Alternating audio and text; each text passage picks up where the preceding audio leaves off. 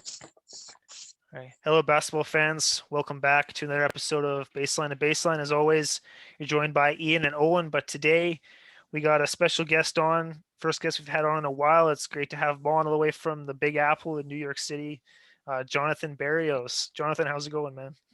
Daniel What's up, bro? Berrios. Sorry, not Yeah, Jonathan. Jonathan Daniel Berrios. Jonathan's my teammate, Yeah, we'll or talk was about my Jonathan teammate. later, but Daniel, sorry about that. How's it going? Right. All good, man. How are you guys? Good, good. Yeah, pretty good. Owen, how was your week, man? It's all right. I'm back in school after being in isolation for a while, but it's good.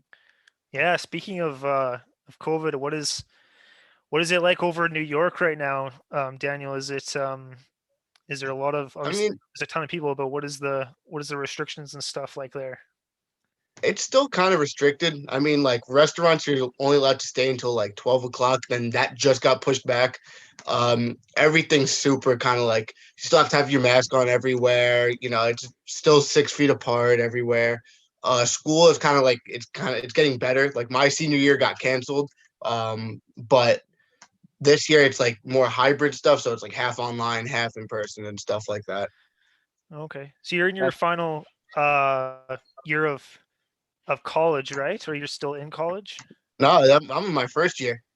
Oh, okay, so your first year of college right now. So Hmm. you're playing ball at is it Five Towns College? That's just from what I found on my just looking up your name. So Five Towns College, is that part of the uh NCAA? It's in a NAIA. It's kind of like a subdivision in NCAA. So yeah. Okay. nice. Hmm. So it's your first year there. Did you guys actually have a season this year then? Nope, it got canceled. Oh, it's too bad. That's So you gotta Yeah, sad. wait yeah, another year before you can start playing again. yeah. It was all Division two and Division three schools got canceled pretty much. It was only Division one that played. Yeah, Okay. I know. I'm in my senior year of high school. My season kind of got canceled too. Mm, yeah. Yeah, I haven't been.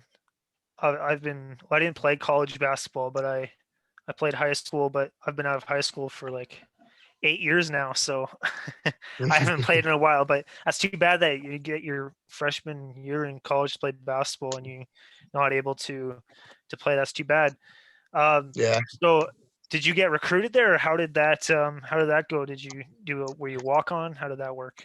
Yeah, so I got recruited there. I had a couple other like low Division three, Division two offers here, in New York and stuff like that.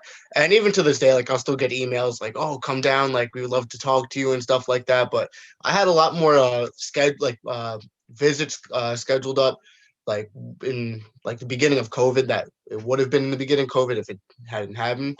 And then after that happened, it was kind of hard because everything was just virtual tours and I wasn't picking a college based on video. So that was the only one that I've been to and knew some of the players. So that ultimately became my school.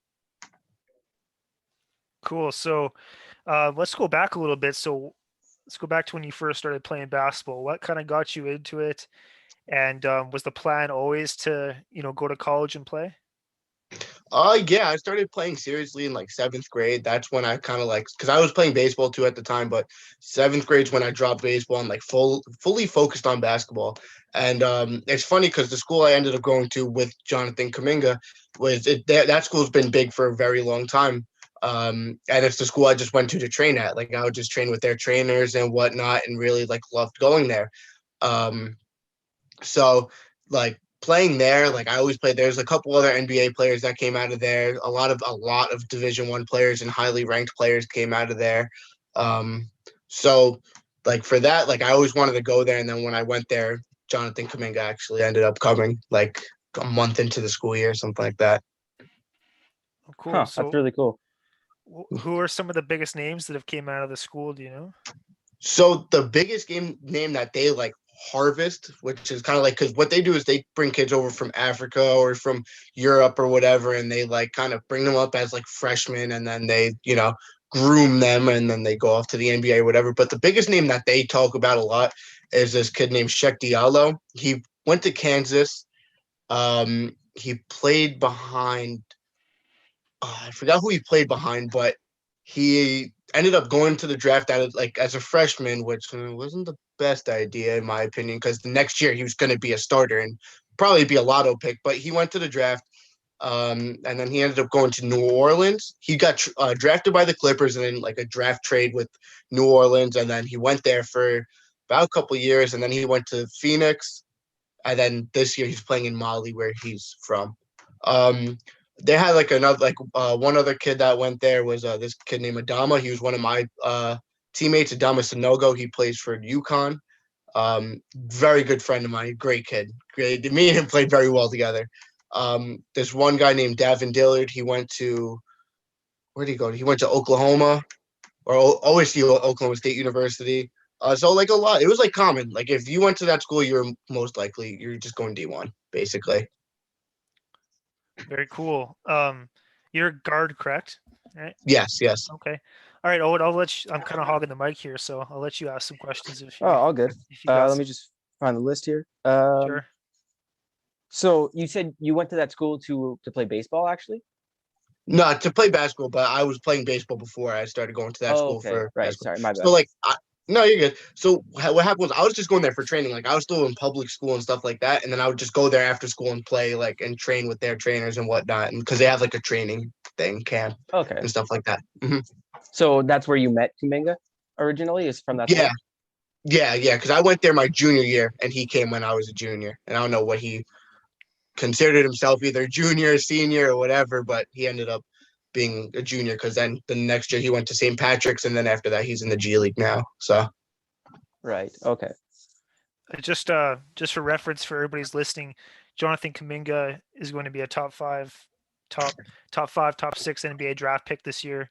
Daniel played with him, so it's cool to have him on and have some insight into a big prospect in the NBA. So, anyways, Owen, I'll let you continue here. I just want to provide some context to people who might not know who he is. Right. Yeah, for sure. So I guess my next question is, you've played with him, so you know him probably better than we do. You know his style, you know his game. Where do you think he'll get drafted?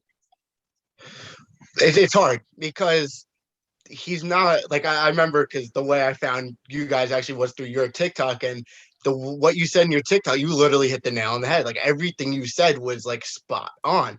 Like he's very big, he's athletic, he can shoot, and his ball handling's all right, but his efficiency, he's not efficient, and that, in my opinion, stems back to his days at Our Savior with me.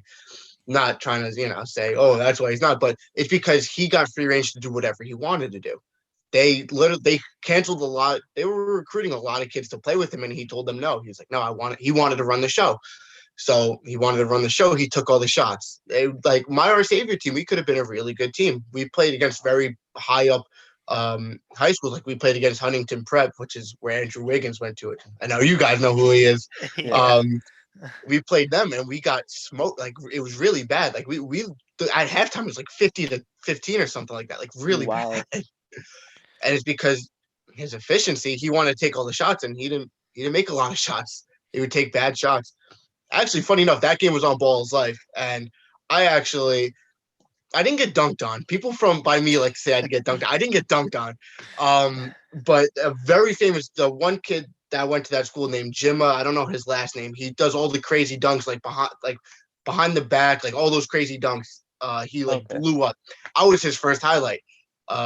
Which I could go into that story if you want. Everybody go check that out. Yeah. Everybody go watch Daniel get dunked on for sure. If they didn't already, because it really went big. It was crazy. But yeah. Andrew Wiggins, just quickly there. I actually picked him as I thought at the beginning of the season, I actually made the choice to pick him as going to be my most improved player.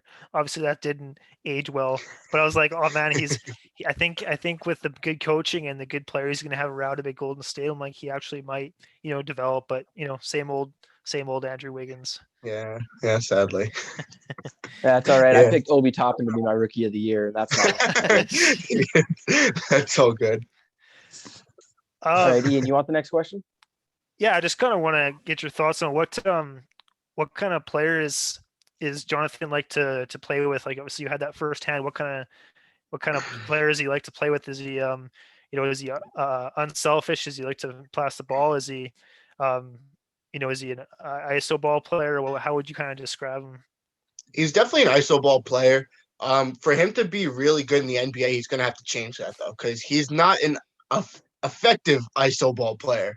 He can score, but he's not lasting the whole game doing that. He's going to have to learn how to dish it off. And sometimes when we were playing, you saw spots of it. You would see sometimes he would make a nice pass or a nice dish, and it's like, oh, okay, well, he can do this. He just chooses not to. But that's carried over, I feel like, in the G League a little bit. But he could be really, really good, like really good. For sure. Absolutely. Have you watched any of his G League games? I've watched bits and pieces of them. And I'll be because like I'll see the highlight, it'll be like ESPN, Jonathan Kuminga. I'm like, oh yeah, I remember him. Yeah. And I'll look up like, yeah, same old John. Nice. I was actually reading a scouting report on him before the episode, and it was saying that he was actually previously going to be a number one draft pick, or number one prospect draft pick if he went into next year's draft rather than this one, which I thought was interesting. And I was reading up on it and said that he's probably going to be the best defender to come out of this draft class. Would you agree with that on the scouting report? Yeah. Yeah, I would agree. And it's actually funny because earlier when I said like, oh, like whatever he considers himself, because when I was a junior at Our Savior, he was a sophomore. And he looked up because he was going on all his visits. He was going to Kentucky and everything like that. And sometimes he would bring me back something like some gear or something. But he pulled me aside. I was like, oh, John, like what college do you think you're going to? So obviously I want to know, it'd be cool. Like, oh, I know the number one prospect in the nation. I know where he's going to school. And he was like, I'm not going to college. And I was like, you're not going to college? He's like, what? He's like, yeah, no, I'm not going to college. I was like, John, what are you talking about? You have to go to college. He's like, no, I'm going to go to the G League. And I was like, John, what? I was like, you're a sophomore. He's like, oh, because he was saying he was going to go to the G League like within the next year, like after next year, which wouldn't make sense because he would only be a senior at that point. And he was like, no, I'm going to the G League after next year. And I was like, John, you're a sophomore. And then all of a sudden he goes to St. Patrick's. He's a senior there. And then the year after that, he's in the G League. I was like, what? But yeah, he would have been in that draft class though the year before or the year after. Yeah, because this is kind of the first year that like prospects have been going down to the G League. Like he's obviously playing with Jalen Green, Dash and Knicks, Isaiah Todd too, I think. So like this is kind of unheard of territory. Yeah. Oh yeah, definitely. I was going to say that now since the NCAA has kind of gone down in popularity because of their ways of how they're gaining money on these players, but they're not getting anything back. You've seen more and more players skipping college rather than going straight down. I mean, instead of going to the NCAA, going to the G League. Is there a reason why? Is that part of the reason why he went to the G League, because he didn't want to go to the NCAA, or what is your what do you know about the reasoning for that? It's definitely for the money, 100%. Because the school he was thinking about was Texas Tech, and that's where another point guard that went to Our Savior went. He goes to Texas Tech now, and he's from France. And John speaks. I don't know his background very well because he's very unclear about it. But someone told me he's from France, so they were really close. And also, John's brother goes to Texas Tech. Because his brother met up with the kid from Our Savior because they both speak French and everything like that, and they're friends. And John was supposed to meet him there. So it's going to be the kid from Our Savior. His name is Clarence, John's brother, and then John. All three of them were supposed to play at Texas Tech. And then he was like, no, I'm going to the G League because he can. And he wanted to make the money. Yeah, I mean, it's getting really popular now because obviously, you're a young kid. You're going to offer them money. They're going to take it. Exactly. Yeah. Yeah. It's kind of obviously it worked out for him, but like when I look at it, I kind of see it like it's a bit of a risky decision to go to the G League rather than the NCAA, because players have been going to the NCAA for reasons such as what you did. You would go from high school to the NCAA, but in the G League, you're playing against like grown men. It's almost kind of like going to the NBA in a way. Obviously, the talent level is not quite the same, but it is in a way, and you're playing against grown men rather than kids your age. So it's a little bit more riskier that way. Yeah, it is. But one thing that a lot of people don't know, and I'm kind of spilling some tea here, that a lot of the players, a lot of the players that come from overseas aren't their age. Like, I don't know if you guys heard that rumor before, but I can tell you right now, none of them are. None of them are their age. Wow. Oh, yeah, no, like, I'm not going to call out names and stuff like that, but there's been times where I've played against players. I'll give you one example. I'm sure you can assume who this is and figure it out. He goes to Illinois. He's a big man, and I met him because we were staying in the same hotel, and I was looking at him. I was like, God, like, damn, like he's like 7'1", and he's a grown man. Like this isn't just like a kid. And I was like, yo, bro, like how old are you? And at the time, I was still 16. And he's like, oh, I'm 16. I was like, yeah, there's no way in hell you're my age. I was like, I don't care what. I was like, you're not my age. And there's just like a lot of instances like that. And like either just like some of my teammates even, they're like, oh yeah, like back at home, like I have a kid. I was like, what? Like, yeah, at home I have a kid. I'm like, what are you talking about? Like, yeah, and they'll show me a video and it'll be their kid. I'm like, what? I was like, and you're playing against kids my age? Like, what? I was like, I can't even drive a car yet, and you have a family at home? Like, it's really common though. It's really common. Nobody knows it, and nobody will say anything, but it's very common for that to happen. Like, there's examples in the NBA, like with Joel Embiid. I know people were talking about his age a little bit, and then it kind of got shut down. But yeah, I promise he's probably not his age. Same thing with like all of them. They're never their own age. I mean, it makes sense, I guess, when you think about it. Like they're coming from nowhere. Like nobody knows anything about them. They can say whatever they want to say about themselves. Exactly, and that's what they do. Like almost 100% of the time. I think I know exactly who you're talking about from Illinois. Yeah, big man. Yeah. Yeah. How does that how does that get like fly under the radar? Like doesn't the NCAA like ID prospects when they're coming to the league? Like how does that not get caught eventually? And the NCAA, the way they are, you'd think that they would crack down on that because of but I guess maybe they want to still make like, oh, we can make money off this kid, let's just do it. But you'd think like with what the NCAA stands for, you think they would crack down on that sort of thing. Yeah, no, they really don't. It's crazy because like this is what I saw when you're at that level of basketball, everything's a business. As long as you get attention, basketball's a business. Like it's crazy. If I knew what I knew now about that level of basketball, I would have been so much better because I would have done nothing that I would traditionally do. I would just do anything to get the most attention because that's when you play. The thing is, like, people don't realize how much money these high schools make sometimes, like Oak Hill, Huntington, even like my school, our Savior, is making a lot of money off of sponsorships, like Nike, Adidas, whatever. They give them money. They're like, okay, go recruit. And then they go and they recruit. If they have to make up some paperwork along the way or whatever they need to do, they do it. Like, there was kids that didn't even speak English in my school that were passing with better grades than me. I was like, bro, like you couldn't even speak English. You just got a 90 on this like English quiz. I'm like, that just doesn't happen. So like there's everybody that just slips through the cracks. And then once it gets to NCAA level, it's like, all right, well, that kid's gonna be a top 3 pick. We can't just be like, oh, well, you can't play because they're making too much money off of them. Yeah, I mean, it makes sense when you think about it. Like everything revolves around money. Exactly. Interesting. Well, let's just get back to you for a little bit here. Mm-hmm. So something that we ask our interviewees, and especially they do on the football podcast as well. You're playing basketball for a long time. What has been the greatest lesson that basketball has taught you, whether it's a life lesson that you've learned from there, or really anything? What would you say is the greatest lesson it's taught you? That actually is like the best question I've ever got. Wow. It's tough. Yeah. The greatest. Wow. I guess always just. Oof. It's a very loaded question. It definitely is. Every team has taught me something different because when I went back to public school for my senior year, that team taught me that, no matter what, your real friends, your real family will always have your back and always, be there for you.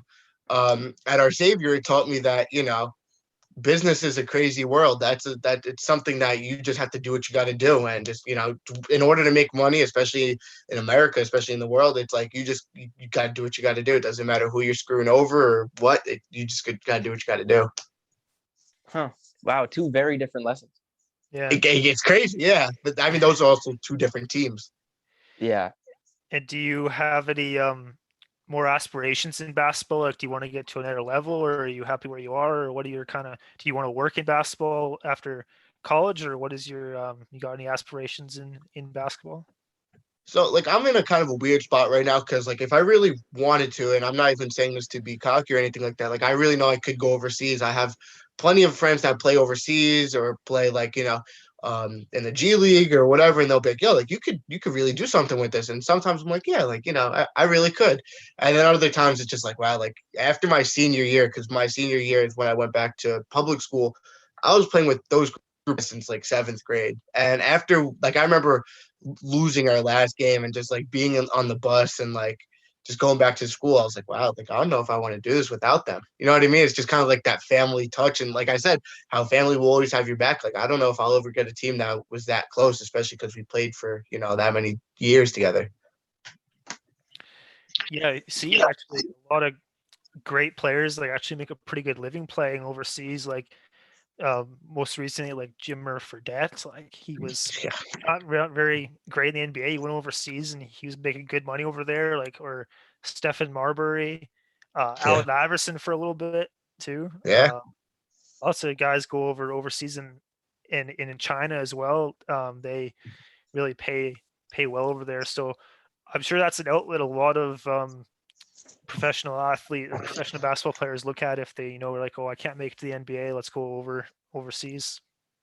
Yeah, definitely. Yeah. A lot of people do it. There's actually so many like leagues out there, like overseas. It's crazy. Like it's just crazy. It really is. And it's competitive basketball too. Like it's not anything like to Yeah, no, talk down to. yeah, no, definitely. Like it's crazy, and the way they play overseas is a lot different than over here. Because overseas, it's like you have to know how to play basketball. Like you have to be like smart. You can't just be athletic and like jump out the gym. Like you have to be a smart basketball player to do well over there, which I love. Yeah, I remember. I think it was Luka Doncic said when he first came to the NBA. I remember he said that it's easier to score in the NBA than it was in EuroLeague when he was playing there. Yeah, no, it really is. Oh, and you got. I've been asking a lot of questions. I'll let you ask a few again here. All right. So I guess going back to Kuminga, I'm just curious because you see these 5-star recruits and you see them like in front of the cameras throwing down like monster dunks or highlight plays. I'm just a little bit Mhm. curious if you could talk about kind of what he was like behind the camera, just about his personality a little bit. He was interesting. John was as a person, he was like really cool, but if things didn't go his way, he was like a little brat. You know what I mean? Like he was a little brat. Like if things didn't go his way or you didn't agree with him, and he feels like you're talking down to him or stuff like that, he's turns into a little brat. But as a person, he's really cool. Like anytime, like I'd be like, oh, like John put me on social media or whatever. He'll always be like, oh, it's good. Like take a picture with me, or he like would always bring me out, buy me food and stuff like that. Bought me like endless amounts of clothes and things. He not to get into his party life because I don't think he really parties at all. But I remember one time he really wanted to go out and he didn't know anybody. Like I was the only person on my team actually that was from the area that knew everybody. And he was like, "Oh, Daniel, come out." And I was like, "Yeah." I was like, "Bro, it's like 12 o'clock at night." I was like, "I don't know if I want to go out," and I have no ride. And he's like, "Oh, it's okay. I'll send you an Uber." I was like, "Okay." Sends me an Uber, sends it to the wrong house. I was like, "John, that's not my address." Sends another Uber, sends it to the wrong house. I was like, "John, that's not my address." Sends a third Uber, wrong house again. I was like, "John, I don't know how you're getting this wrong. My house number is 123." Like literally, the fourth time's a charm. He sent 4 Ubers just for me to hang out with him. It's like Wow. $80 down the drain right there, or $100. Yeah, right. But as a person, he was really he's someone that you can get along with.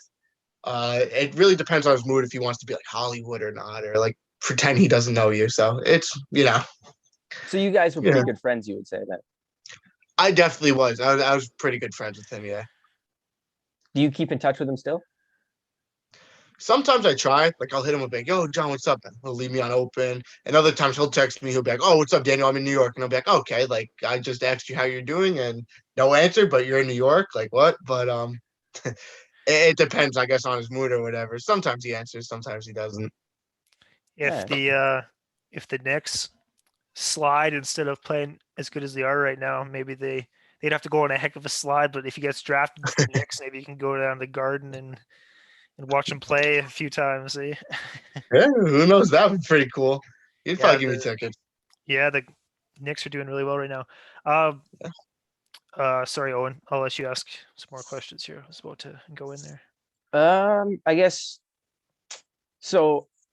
You mentioned like you don't really know where you should get drafted because obviously you mentioned like efficiency and shot selection is a bit of an issue.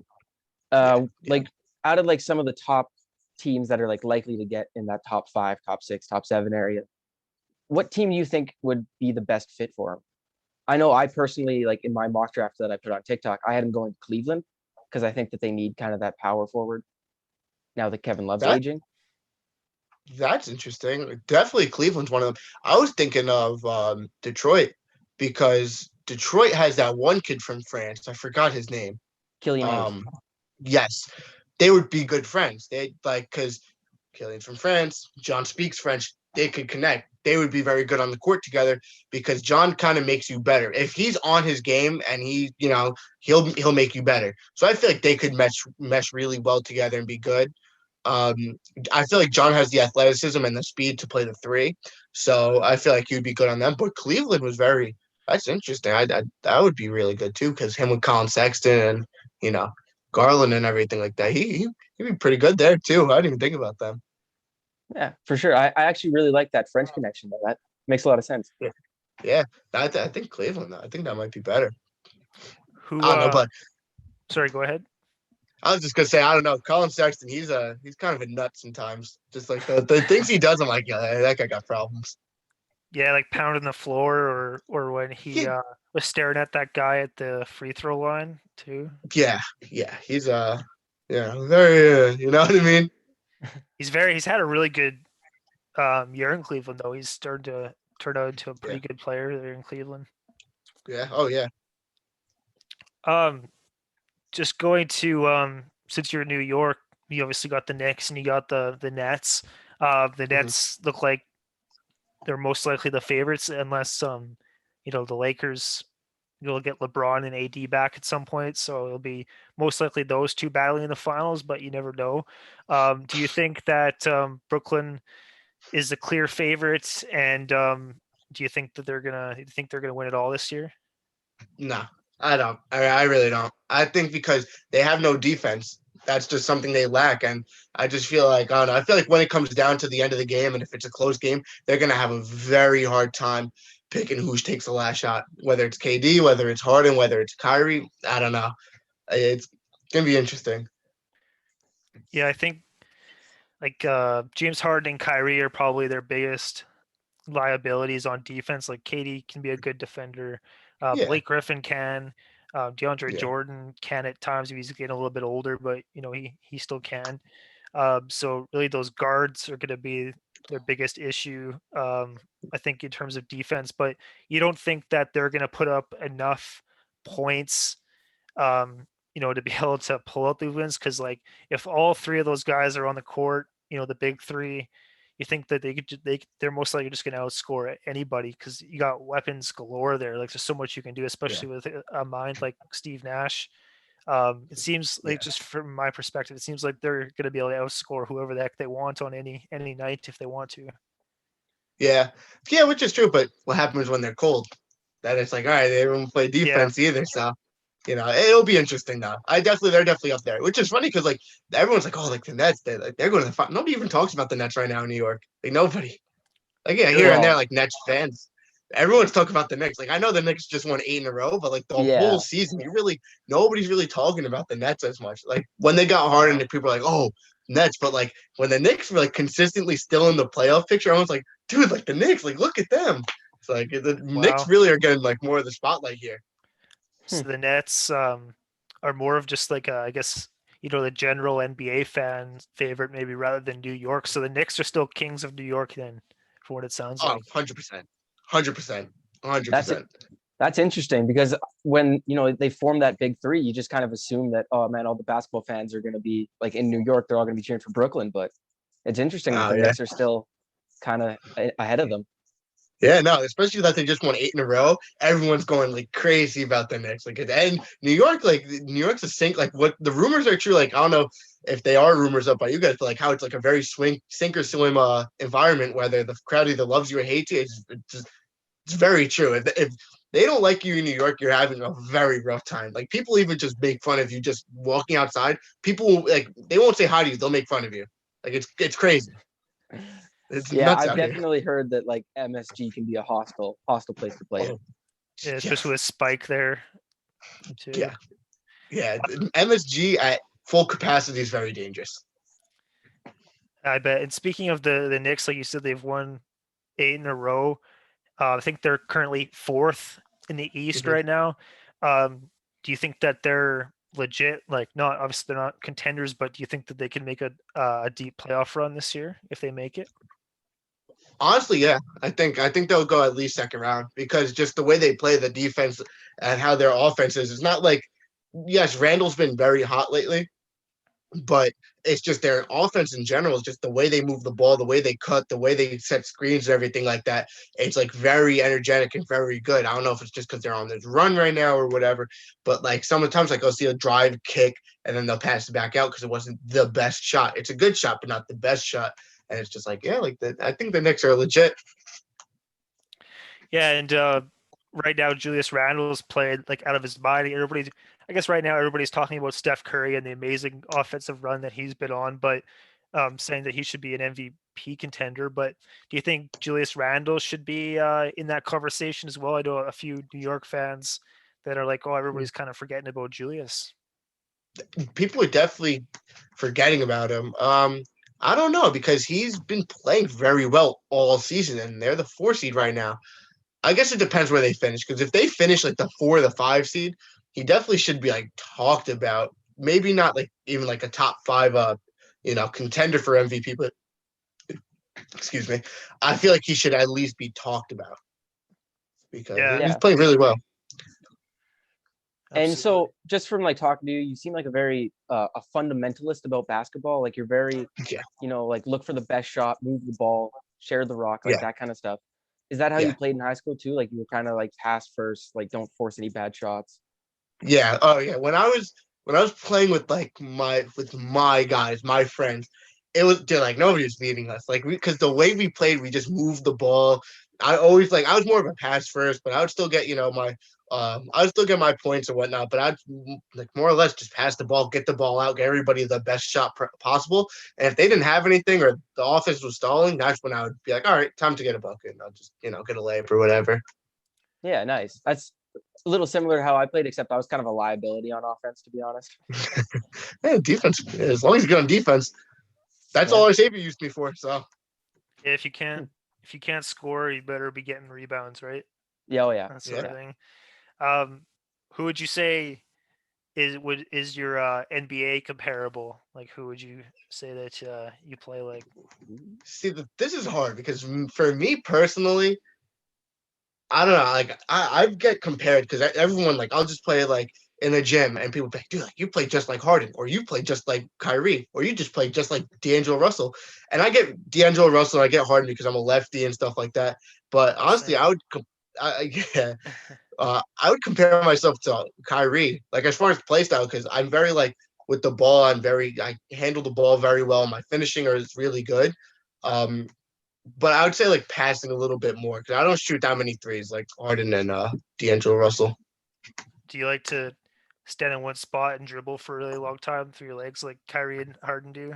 Or No, like, that gets me so mad. I don't have the patience for that. I like just getting the screen, coming off the screen, and throwing a lob or throwing, or just passing or whatever. okay, So I'm curious because one thing, like I know one kid on my basketball team that can dunk. Hmm. So growing up, like, and even now, like I've never learned how to throw a lob. It's just something I've never had to do. yeah, So same with growing me up, as like well. in high school in America, basketball, like in high school, is way more competitive by the sounds. But like Hmm. that's something you had to do, right? When I was in our savior, I literally had a practice where they sat me down. They had the team doing their own thing, and it was Kuminga, these two twins I played with. They ended up playing D1, and one kid Adama. And they pulled me aside, and they're like, "All right, you're learning how to throw a lob today." I was like, I already know how to throw a lob. I didn't know how to throw a lob. I didn't. So we sat there for 2 hours and just did pick and rolls, and I would just lob it up, or like fast breaks, hitting it off the perfect spot of the backboard, and just literally the whole practice. Jeez. Yeah, I Yeah. never like watching. It's old now, but I never watching the documentary of LeBron's high school team and like them playing at like packed stadiums, and obviously they were all dunking and stuff. But yeah, like if you like watched our team and at least my team in high school, like yeah, nobody. I don't think I ever got dunked on in high school. Like obviously basketball is a growing sport here. It's obviously not at the level it is in the United States, but it is getting Mhm. bigger. Like we see more and more guys going to the NBA from Canada. Like ever since Steve Nash did back in the 80s, it seems like more Mhm. and more guys. Like you saw Andrew Wiggins and Anthony Bennett was a first overall pick. Yeah. RJ Barrett. Yeah. It's growing sport here, but it's obviously not at the level it is in the United States. So it's I hope that it gets to that level because obviously hockey is big here in Yeah. Canada, but basketball is growing. So I hope to get level so North Yeah. America can be a little bit more even in that aspect. To be cool to see. Yeah. Which is funny because at our Savior the year before I went, there was he went there for a little bit too. I think he was the number 1 or number 2 player in Canada, or at least as far as guards. His name was Jefferson Cool. I don't know how to pronounce his last name. It's something with a K. Just know that he went to Washington. Very good player. He was like the number 1 or 2 player, at least for guards. He played on the Canadian national team, like for the Nike whatever World Championship. But yeah, he was number 1 or 2 up there. I don't know if you guys heard of him or anything. I haven't personally, but have you, Owen? I know I haven't either, but I'll definitely like try and look into him because anyone Yeah, from Canada that's good at basketball, we got to know about. Yeah, yeah. yeah. As a kid, I had 3 Steve Nash jerseys because I kept growing out of them, but I had to have Steve Nash. I'm just curious. When the Raptors made it to the finals and obviously won in 2019, just from Mhm. an American perspective, like, were you guys like happy for Canada, happy for Toronto, or were you guys kind of rooting against Toronto? What was kind of like the atmosphere in the States when Toronto was like so close to winning it? I know as far as me and all my friends, we were all wanted Toronto to win so badly. Actually, I would say for the majority because nobody wanted the Warriors to win. Honestly, nobody wanted to see them win. Yeah. Everybody wanted to see Toronto win, even if it was against another Western Conference team. I don't know if it would be more or less. It would depend on the team, but it would probably be more or less everybody wanting to see Toronto win, and especially because everybody saw the atmosphere. Everybody saw what it was like, how you guys were like around the stadium and everything like that. Everyone was like, "Dude, like that's sick," and everybody wanted to like have in on that. I guess. Yeah, I got the privilege to be able to go to game 2 in Toronto for the finals, and it was Wow. probably the loudest game I've ever been to. And I've been to like the final four of I went to a football game in Seattle, but that Wow. game in Toronto is probably the loudest stadium I've ever heard. Like especially when everybody was singing "Oh Canada" because the crowd sang our national Oh anthem, yeah, and it was very loud. It was incredible. that's crazy. Wow. Yeah, yeah. I don't Yeah, know if you yeah. saw. I got the Everybody. big Kawhi Yeah, yeah. poster up here. Yeah, I know, I know.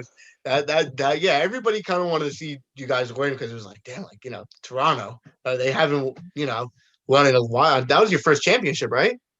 Yeah, yeah. We Yeah, we came into the league in '95, so haven't been in the league too long. But yeah, yeah, that was the first time we were in the finals actually because they made it to the Eastern Conference Finals in 2016, I believe it was, against Cleveland, and then obviously yes, they beat them in I think like 6 games or something like that. Then we got Kawhi, and it was all over. yeah. Basically, Um, So sorry, go ahead, Owen. okay, I'm curious. Another question for you. So yeah. you talked about kind of how you're like a fundamentalist of basketball. You talked about Jonathan Kuminga. I'm Mhm. curious, all time, what's your favorite player? Like who got you into basketball? Ooh, hmm. My all-time favorite player is D'Angelo Russell. But the player who wow. got me, I don't even know who the player who got me into basketball was. I don't know. That's hard. Oof. I don't know. I think probably I would have to say like Kobe. I'm not like a huge Kobe fan. Like I love his mentality and Mhm. stuff like that. But I wasn't like a huge Kobe fan. But I just remember seeing like my first basketball game ever was watching the Lakers. And I'm not even a Lakers fan, but it just was on, so I watched it. I was like, wow, like this Kobe's guy number 24. He's pretty good. So that's who I kind of like who got me into it. Um, but then D'Angelo Russell, just like, especially in the beginning of his career, like his swagger and like how he was and the ice in my veins thing, like that was me. Like you ask any of my friends, that was me. My nickname, even like at public school, is D-Lo because of him. That's why I named myself after. It was like that was it. That was it. Nice. That's really cool. And it's such Yeah, a, like an obscure pick too. Like most people say like, oh, like Michael Jordan or LeBron, but I really like that D'Angelo Russell pick. That's cool. yeah. Thank you. That's why I did it too, because nobody really says that's their favorite player of all time. Like, no, that's fine. You would be really good friends with one of our hosts over at Football Podcast. He's a big D'Angelo Russell fan, and he's a Lakers fan, so he's quite upset when the Lakers Sure, traded him. Yeah. yeah. Oh, I was so happy when he went to the Nets. I was like, yes. Which is actually one of my friends. He's a kid from Long Island. He plays for Ohio State, and he was like, yeah, he's like, if D'Angelo Russell comes back around because he's around the campus often, he's like, if he's back around, he's like, if you want, he was like, maybe I'll FaceTime you when I'm with him, and you can meet him. I was like, if you do that, I was like, that would be great. Very cool. All right, so we're just gonna ask you one question here, kind of out of the basketball realm. So Mhm. we've talked about it before the episode started, but um, obviously it's called craft dinner here in Canada, but in the United States, obviously it's also called mac and cheese here, but just craft dinner Yeah. here. But anyways, big thing we ask here on the podcast is if you put ketchup on your craft dinner. I know myself, I do not, but there is some big time um, ketchup on mac and cheese stands over on the football podcast. Oh, and I can't remember. I don't think you do, Owen, right? I don't on craft dinner, but I do on like homemade mac and cheese. Okay. So I'm kind of half and half. Daniel, what team are you on then? I don't put it on any like either. I just straight man. Actually, sometimes I get a little crazy. I put Chick-fil-A sauce in. Oh, Um, dude, it's good. oh, that It's would be good. oh yeah, it's good. I was on that in the beginning of quarantine. Oh, that was my stuff. Oh wow, man, we had some guests on the other podcast. I remember one. I can't remember who it was. Somebody said they put seasoning salt on there. That would be really good. Sometimes when I get really, really crazy, this is like top tier. This is like gourmet meal. I put some little bit of salt, a little bit of pepper, the Chick-fil-A sauce, and I'll crush up the purple bag of Doritos, um, and then put all that in. And Oh it's yeah, like that would be good. Wow. that's top tier. Like I said, that's like gourmet level. I know for me, like I don't actually have a Chick-fil-A where I'm from. So I don't know what the Chick-fil-A sauce is like. You're missing out. Yeah, that I'm gonna ship you some. I'll figure some way. I'll get it up to you because you need Chick-fil-A. That is like the stuff. I haven't done it in a while, but then when I was younger, I used to put like hot dogs in it. I don't know if that's just a Canadian thing, but I That's don't know. Do you guys do that at all? I've heard of that. I think. Yeah. Yeah. Okay. Definitely. I know friends who did it, but I just didn't know if that was strictly a Canadian thing or not. I always think, oh, I got other people got to do that, but maybe not. So, yeah, try it out No. if you ever get the chance.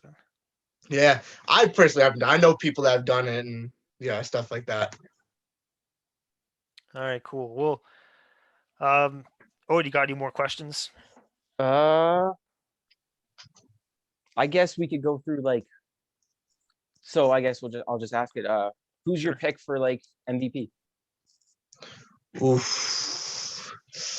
I don't know.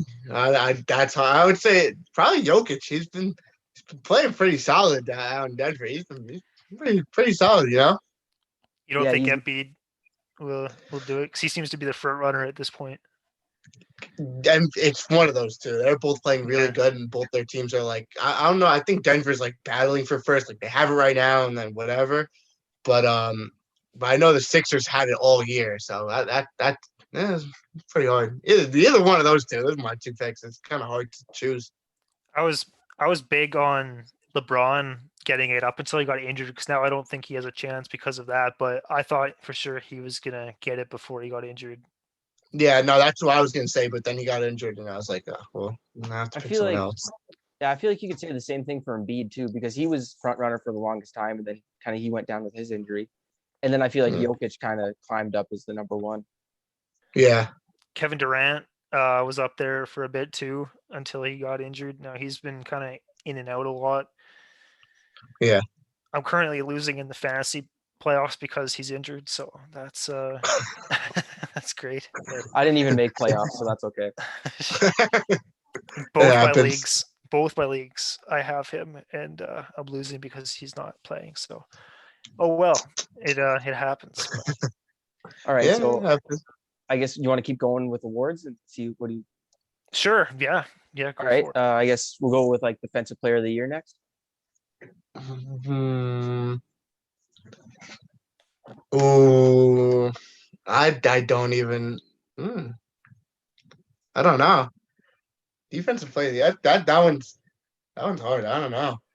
I don't even know who would be the maybe. I think Gobert is right now. Yeah, I feel like he always wins it. He does. He does always win it. Like he's good, but like that's what they Giannis. mean by voter fatigue, though. Giannis has probably got to be up there, I'm sure. Yeah. I actually went with in mine because I was just working on like a TikTok one where I just mentioned my awards. I said Ben Simmons. Yeah, that's a good pick. Yeah, that's not bad. He's been injured a few times though, too. He has, yeah. I think he's Yeah. the most like switchable defender in the NBA just because of his size. Like he's quick enough to guard players on the perimeter, Yeah. but he's still a monster in the paint too. Yeah, that's true. I'd pick Kawhi every time if I could. 'Cause that guy is a great defender. His So let me ask: is Kawhi like is that like it over there? Is like that's like Kawhi Leonard? Like is that like everybody's goat out in Canada? When he was here, I would definitely say so. Right now, though, like in terms of basketball in Canada, like Kyle Lowry is the man now because he he's been in Toronto for most of his career. He's the only guy who has chosen to stay when he had the chance to leave, right? Because that's a big thing. Like Vince left, Kawhi left, DeMar would have stayed, but he ended up getting traded. But then T-Mac he left as well, and but yeah, Kyle I would say is the man. But when Kawhi was here, everybody loved him. Like everybody wanted him to stay at bat. Everybody was crushed when he left. Everybody was like, I still feel like if he would have stayed, they probably would have made it to at least the Eastern Conference Finals again if he would have stayed.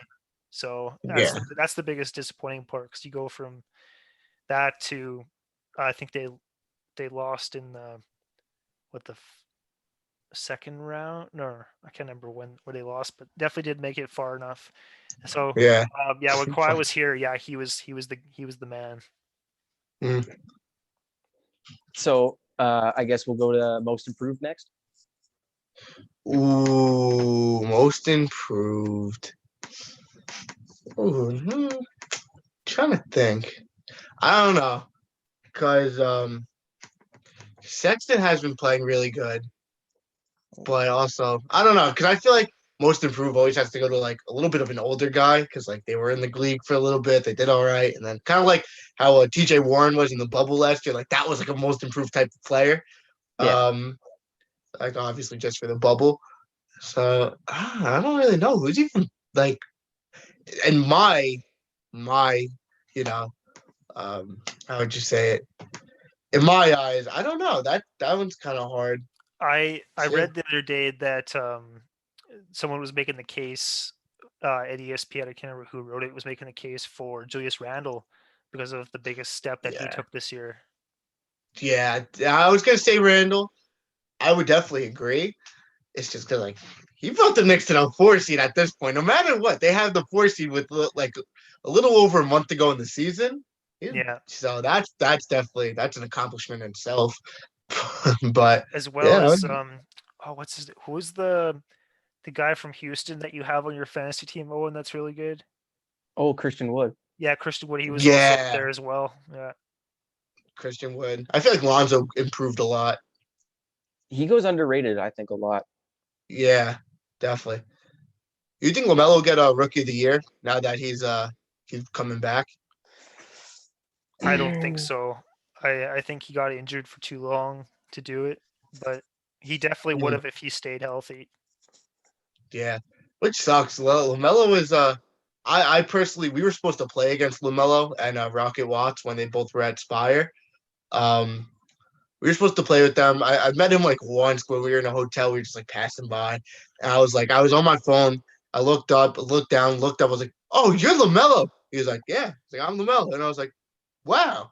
And he was like, "Yeah," and I was like, "Damn." I was like, "We were supposed to play you guys." He's like, "Who do you play for?" I was like, "Our Savior." He's like, "Oh, you play with Kuminga, right?" I was like, "Yeah." He was like, "Oh, tell him I said what's up," and I was like, "Yeah, sure." And I was like, "Wow, I just talked to LaMelo Ball. That's pretty crazy." Huh. But yeah, Was his dad there too? no, at Oh, least he okay. wasn't in the hotel we were in. I I was just gonna saw him like it was just him. I was just gonna ask if he's as loud as he is on TV, but No, obviously didn't get to I see that. yeah. No, I it's funny enough, quick little story. We were supposed to play Spire.